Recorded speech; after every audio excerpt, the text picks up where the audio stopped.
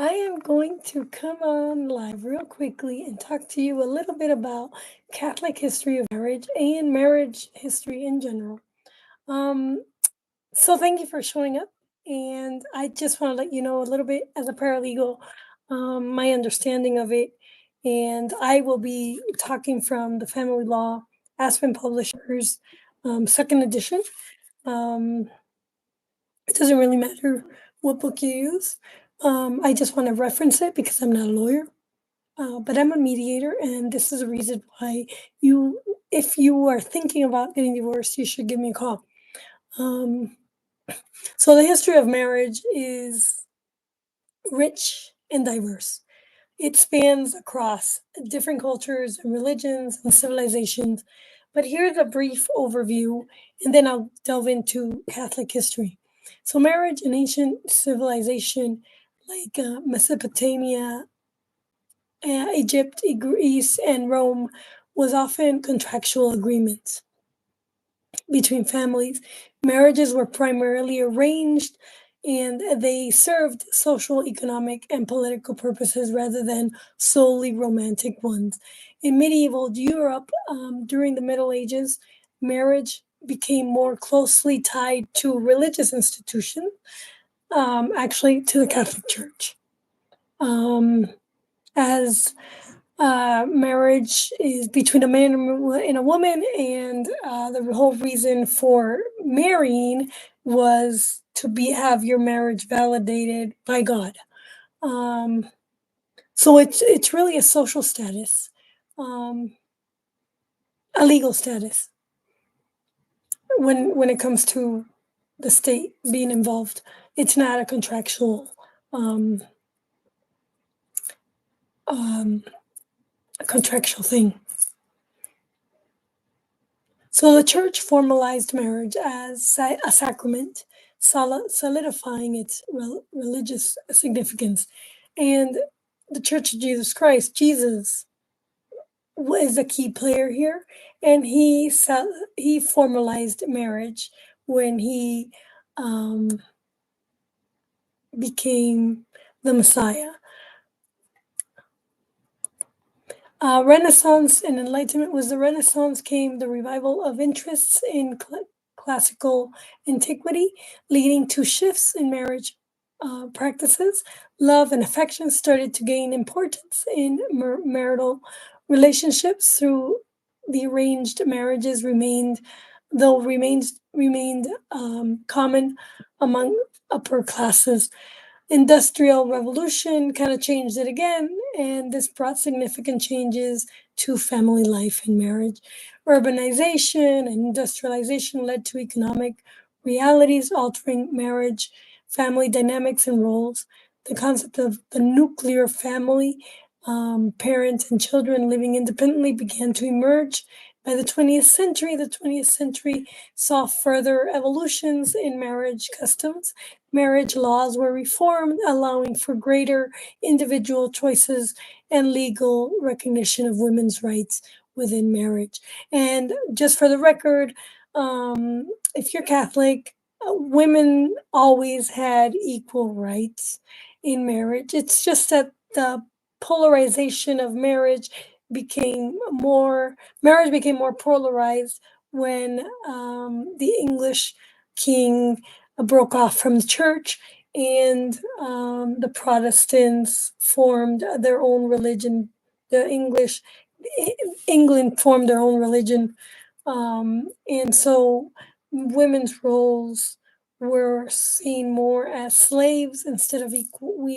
When we married in England, we lost our rights, and the man never lost his rights. So, but if you're Spanish, women don't lose their personal individual rights like they do in England.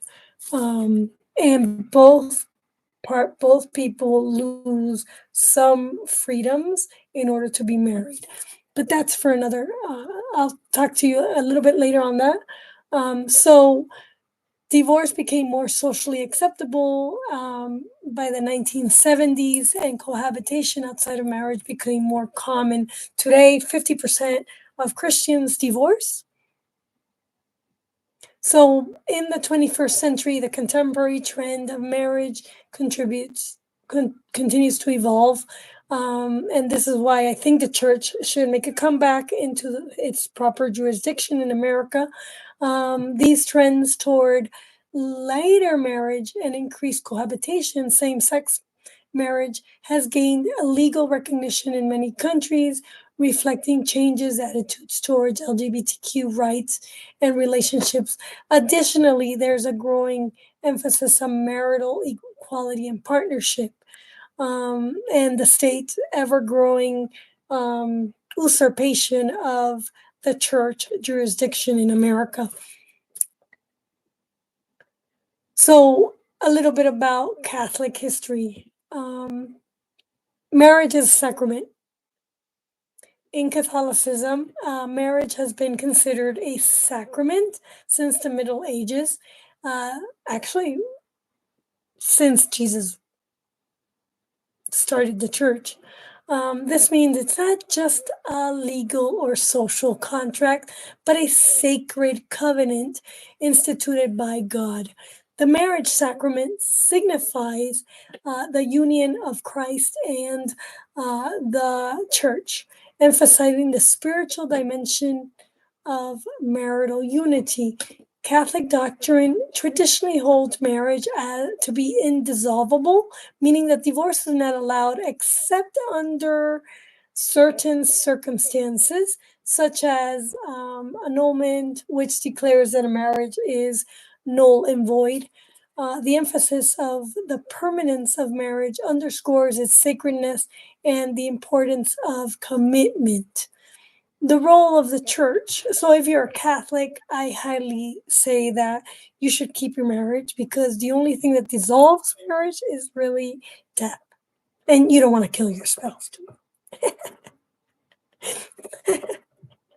But you're married for a reason. Anyways, the Catholic Church plays a central role in overseeing marriages. And in America, particularly, the church uh, has a right in the Establishment Clause, and the government must protect the church right to oversee family law area of marriage and abortion and children and education and family life. So and the state has been eroding that right instead of protecting it. So that's why I am stepping in the race and I am running for office in my district. Um, so so the church plays still plays a role in overseeing marriages and ensuring that they are conducted according to canon law and sacramental requirements. This involvement provides spiritual guidance and support for married couples. So if you are Catholic and you're thinking of hitting the divorce button, please press go to my website and contract me out as your mediator. I will help you resolve your conflict and so that you could sleep better at night. And help you communicate better so that you can understand each other. Um, Protestant alteration and the impact on the family. So the Reformation views were such that during the Protestant Reformation, Martin Luther and other reformers challenged certain Catholic teachings and practices, including those related to marriage. So Protestantism emphasized the priesthood of all believers, which included the idea that marriage didn't require clerical intervention, which it does. While men are the head of their household, um, by Catholicism, I think, and I could be wrong here. So if there's any Catholic men here who want to correct me, you can. But the men are the head of their household, and the women are helpmates, which means that the better a man has a handle on leading their family, the better able that man will be at using their helpmate to um, take care of the house. because really, all women, the only duty we have is to raise our kids and stay home with our kids. That's all we have to do. We don't have to go to work. We don't have to cook and clean. We don't have to do any of that, other than the fact that when we get married, we surrender to our husbands and obey them. But we don't have to obey husbands who are non-compliant with God's law. Um, Men still have to obey their husbands, I mean, their God, and they still have to be respectful and loving, and they too surrender when to their wives when they get married. So, okay, so where was I? Marriage as a civil contract. Protestants began to view marriage more as a civil contract than a sacrament. The clergy's involvement became less central when Protestantism came into play, and marriages were often conducted by civil authorities within the community rather than in the church. So greater flexibility with the Protestants. Protestantism introduced greater flexibility in mutual practices, including divorce. So with Protestantism came the erosion of family and marriage, while some Protestant denominations maintained the indissolubility of marriage, others allowed divorce and remarriage under certain circumstances, such as adultery or abandonment or even abuse. So, impact of family dynamics. So, the shift in authority with Protestantism emphasizes on emphasis on individual interpretation of scripture. There was a shift in authority away from the church hierarchy to individual believers and families. This led to more autonomy in family decision making. However, it's a mistake because in America, the church, the Catholic Church, has the right to guide families in their roles as husband and wife and the children of their and the children and their education, and they have every right to penetrate in this area of law, which has been slowly been eroded by the state, and the state is trying to intervene in marriage and family life through the area of family law. And in Colorado, we see this a lot in the changes in laws coming about in this area of law. So the Protestants Reformation contributed to the gradual erosion of the traditional family structure by reducing the Catholic Church, influence over marital and familiar affairs to where now we are almost a secular society and God has been taken out of many areas of society. So the erosion was accelerated by subsequent secularization and Enlightenment ideals. The fragmentation of religious authority, the proliferation of Protestant denomination led to a fragmentation of religious authority, making it more difficult to maintain a unified understanding of marriage and family values across society. So in America, the Establishment Clause protects the church, which is the Catholic Church, to make decisions in areas of family law, education, abortion, and the likes. And right now, I'm in this race because I'm Catholic, I'm Spanish, and I'm also Cuban. But I'm first generation American. I was born here in America. I just have a strong anti-communist stance.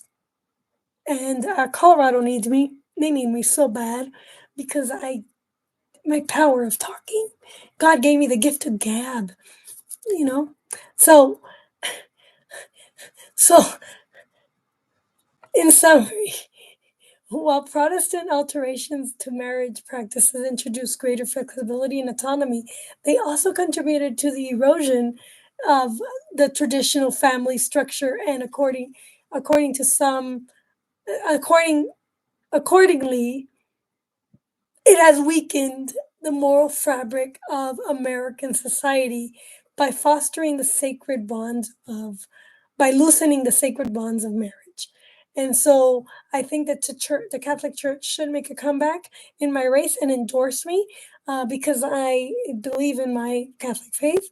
And it really is heartbreaking for me to see what's going on in society and all the laws and the usurpations of our legislators into this area of law. And it really breaks my heart how many children are the ones affected by this, by divorce. And so, if before you get a divorce, I highly recommend that you send me an email and let me help you communicate better so you can sleep better at night and resolve any marital conflict you may have. And trust me, I understand. I No marriage is happy happy marriage. All marriages have struggles. All marriages have arguments. All marriages have tribulations and temptations.